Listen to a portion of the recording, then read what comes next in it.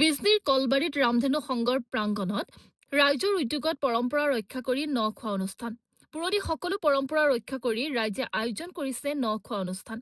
ন খোৱা অনুষ্ঠানৰ লগতে মত বিনিময় অনুষ্ঠানৰ আয়োজন কৰে। উক্ত কাৰ্যসূচীত অংশগ্ৰহণ কৰে বিজনীৰ যুৱ নেতা অৰূপ কুমাৰ নাথে। News desk report NR24। অসমত আপোনালোকৰ চেনেলৰ যোগেদি আগন্তুক ভোগালী বিহু আৰু ইংৰাজী নতুন বছৰৰ শুভেচ্ছা জনাইছোঁ। এটা কথাইতো মই পতা নাই, ৰাইজে পাতিছে, এই অঞ্চলৰ ৰাইজে পাতিছে। আমাৰ ভাৰতীয় জনতা পাৰ্টি দলৰ মণ্ডল সভাপতি আছে, ইয়াতে বুথসকল আছে, তেওঁলোকে সহায় কৰিছে। আৰু আমি লগে ভাগে একলগত আমাৰ সংস্কৃতি, সভ্যতা আৰু আমাৰ পৰম্পৰাটো জীয়াই ৰাখিব লাগিব।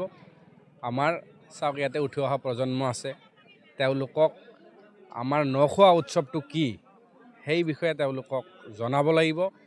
আৰু আমাৰ দায়িত্ব আৰু কৰ্তব্য আমাৰ সংস্কৃতি, আমাৰ সভ্যতা, আমাৰ যি পৰম্পৰা এইটো ধৰি ৰখাটো তাৰে এক প্ৰয়াস। এই অঞ্চলৰ ৰাইজৰ লগত আহি আমি সকলোৱে মিলি আৰু সকলোৰে ঘৰৰ পৰা যে নতুন যি আমাৰ ধানৰ পৰা চাউল হৈছে সেইটো সকলোৰে ঘৰৰ পৰা আমি মাগি আনি একেলগত এসাঁজ খাইছোঁ। ইয়াতে বিভিন্ন আমাৰ এই অঞ্চলৰ ৰাইজ আছে, ভাইটি ভণ্টিসকল আছে, বয়োজ্যেষ্ঠসকলৰ পৰা আশীৰ্বাদ লৈছোঁ। আগন্তুক দিনত এই অঞ্চলৰ সকলো ৰাইজৰ লগত আমি একেলগত থাকিম। কিন্তু এটাই কথা মূল যে আমাৰ সংস্কৃতি, আমাৰ সভ্যতা, আমাৰ পৰম্পৰাটো জীয়াই ৰাখিব লাগিব।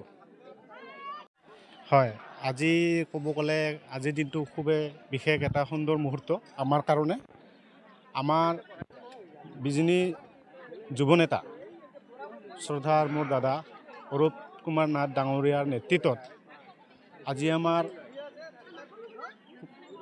কলবাৰী, বৌপাৰা কলবাৰী পুৰকলা ৰাইজ মিলি যি আমাৰ 169 নং বুথত আজি আমাৰ নখোৱা যি প্ৰীতিভোজৰ আয়োজিত এই অনুষ্ঠানত আমাৰ যিসকল এই অঞ্চলৰ জ্যেষ্ঠসকলৰ আশীৰ্বাদ বিচাৰি আমি আজি এই অনুষ্ঠানখন পাতিছোঁ। আৰু এই অনুষ্ঠানখন আমাৰ বিজনী যুৱ নেতা অৰূপ নাথ ডাঙৰীয়াৰ নেতৃত্বত এই অনুষ্ঠানখন আজি আয়োজিত হৈছে। আৰু তেখেতক মই ধন্যবাদ জ্ঞাপন কৰিছোঁ। তেখেতৰ এই যিটো মানে ৰাইজৰ প্ৰতি যিটো তেখেতৰ মৰম, তেখেতৰ এই মৰম, আমি তেখেতৰ এইখিনিক আমি মানে ক'ব গ'লে ধন্যবাদ জ্ঞাপন কৰিছোঁ। আৰু আগন্তুক দিনত তেখেতৰ যি ৰাজনীতি কেৰিয়াৰ তেখেতে আগবাঢ়ি যাওক, এয়া আমি সকলোৱে তেখেতক আশা কৰোঁ। আৰু ৰাইজৰ যি আশীৰ্বাদ, এই আশীৰ্বাদত তেখেতে নিশ্চয় এদিন তেওঁৰ জীৱনৰ যিটো ৰাজনীতি কেৰিয়াৰ তেখেতে সেই ৰাজনীতিত তেখেতে আগবাঢ়ি যাব বুলি আমি আশাবাদী।